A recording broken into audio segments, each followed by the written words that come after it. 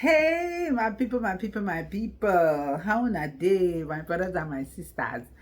Aquaba, Aquaba, bienvenidos, bienvenue, dobro pajalavat, wanyen, welcome. These are ways you can say welcome. And I need to know the way you say welcome wherever you're from, so you can leave it in the comment section. You understand? Zine, Wagwan, Jamaica. Yes, so we're back with our story time with yours truly, Diane Dixon. How wanna do? Everybody all right? Everybody irie? Yeah, man, we're still there upon the land of the living and we give thanks and praise. So at the last time we left off, we were talking about Lisa and Roland, that little cheating little perro. Roland is in the restaurant with Gabriel while his esposa, his wife, is at home waiting for him to come home, putting on her sexy lingerie, waiting for him, and he up there in some restaurant, lyrics to another woman. I'll tell you some people. Anyway, guys, we're getting right back into the story. This is part 4. Roland smiled and sipped his wine and stared at her as she continued. If I were to hope we end up together, he said, I would be coming to a conclusion before I even get to know you. I would be forcing a destination without having a clue of the journey. Lisa dialed Roland's phone, but she kept getting voicemail. So she decided to leave a message. That's Lisa, his wife, if you've been following the story. Hey, baby, are you coming home soon? Yeah. I just want to know if you are. Okay, call me. Then she went to the living room and sat while she waited to hear from him. Meanwhile, at the restaurant, Gabrielle's composure suddenly changed as she saw a couple walking in. She is staring at them as she got angry and angrier. The couple sat at the table across the room. Roland sat there looking at her speechless before he could bring himself to say, What's going on? You look like you have seen your worst nightmare. Gabrielle was so taken by what she was looking at that she did not hear a word Roland say. Then she said to herself, I don't believe this crap. Then she got up and said, Please excuse me. She walked over to the couple and grabbed the man's shoulder from behind and said, Hey! The man suddenly turned around and was surprised to see her. He looked at her from head to toe. Hey, baby, he said nervously. Genevieve, who is the man's date, is in disbelief.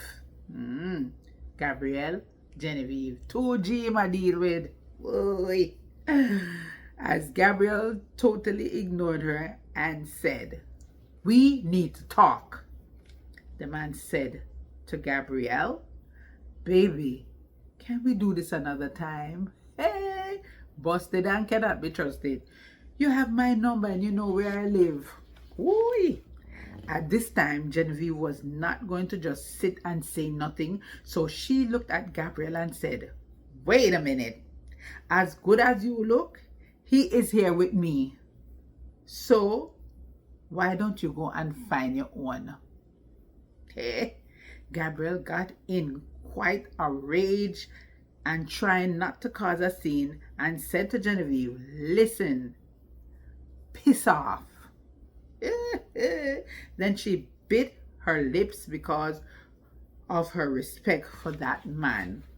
Then continued, If I hear one word out of that mouth, Genevieve did not wait for her to finish. She jumped up and pulled her chair aside. What you going to do? What you going to do if you hear one more word out of my mouth? The man stepped in front of them and facing Genevieve. So them start a ruckus, my love, in at the people them restaurant. And who running at the middle? The man that was there with the other woman while she did it with somebody else's husband. Now, what a piece of padam pam. Jenny, you are here with me. Please, please sit and let me handle this, okay?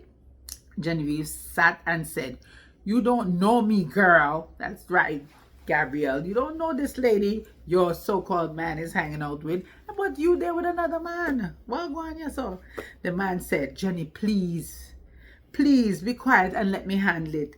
Gabrielle said with great authority, "Dad, I want to have a word with you now." So, when I did think our boyfriend, right? Ha ha! It was our father. So, she looked at Genevieve, who was in a state of shock and embarrassment, while Gabrielle continued to talk to her father. "Dad, can you step outside, please?" Genevieve could not believe her ears. "Dad?" she asked. Gabrielle answered, "Yes, he is my father. Yes, Dad, as in my father." The man said, "Yes, Genevieve, she's my daughter. Excuse me for a few minutes, please."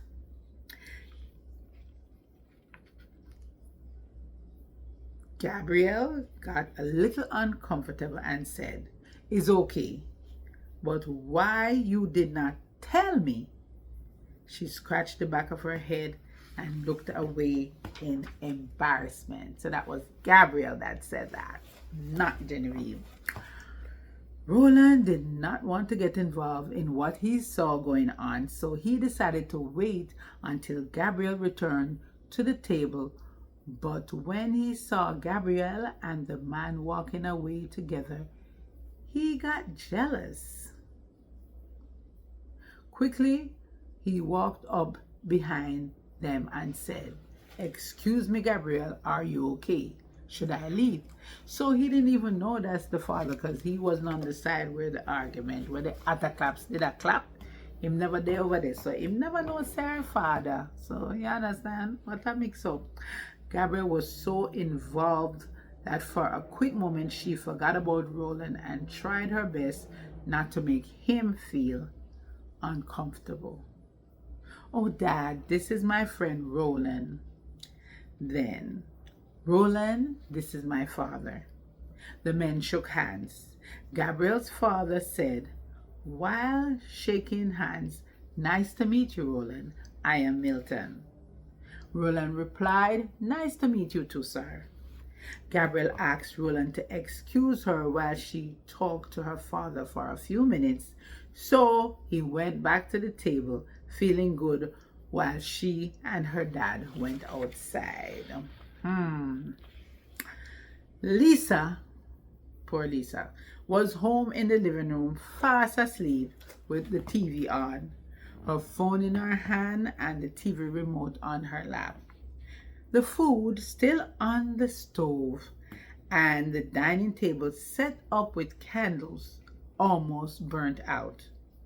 It was after midnight when Roland went home and saw that Lisa had been waiting to have a romantic evening with him. He put the candles out, put the wine in the fridge, then walked over to the stove and put the food in another fridge that they had in the pantry. Roland was sure of what Lisa had in mind for the evening, because they both know he cannot resist her whenever she wears that gown she was wearing. He stood there looking at her body with nothing but lust on his mind. Her head was laid backwards, her firm breast revealed through that sexy mesh she was wearing. Her hands and legs were spread apart as if to say, "Come and take me, man." The split on both sides of the gown gave way to the beauty of her beautiful, irresistible thighs. Lisa was fast asleep. He took the remote from her lap and took the phone from her hand and put it in his pocket. She was awakened, and as he lifted her to carry her into the bedroom, she was awakened. "Oh, baby, what took you so long?" she said. He kissed her on her cheek and said, "It's okay, baby. We will talk about it tomorrow." With lust in his mind, the feel of silk against her firm but tender body as he held her in his arms and smell her perfume and feel that warmth of her breast against his solid white chest. It's not hard to imagine what happened in the bedroom that night. So, ladies and gentlemen, we have come to the end of part 4. So tune in again, same time, same station, to Dianne Dixon, Storytime with Dianne Dixon, Strong Love by Donovan Chin. All right? So, I'm going to take it easy. Hang in there. Hello, Nana Sister. The month almost done already. I mean, the year almost done too. So, don't be afraid. Be of good courage, and he shall strengthen your heart. One day at a time. Don't forget, pray. When you go out there, watch your surroundings. Don't be in that cell phone too much, because you don't know the Looney Tunes that are just waiting to push you over somewhere. Be ye careful, guys. Be alert. Stay woke. Don't be caught up in all this technology and not knowing what's happening from one day to the next. It's me, your girl, Dianne Dixon. Storytime with Dianne Dixon. Strong Love, once again, by our fabulous writer, Donovan Chin. See you next time with part 5. All right? Sayonara, dos vidania, au revoir, tai chi, all the ways you can say goodbye. Adios. Have a beautiful, beautiful day or night.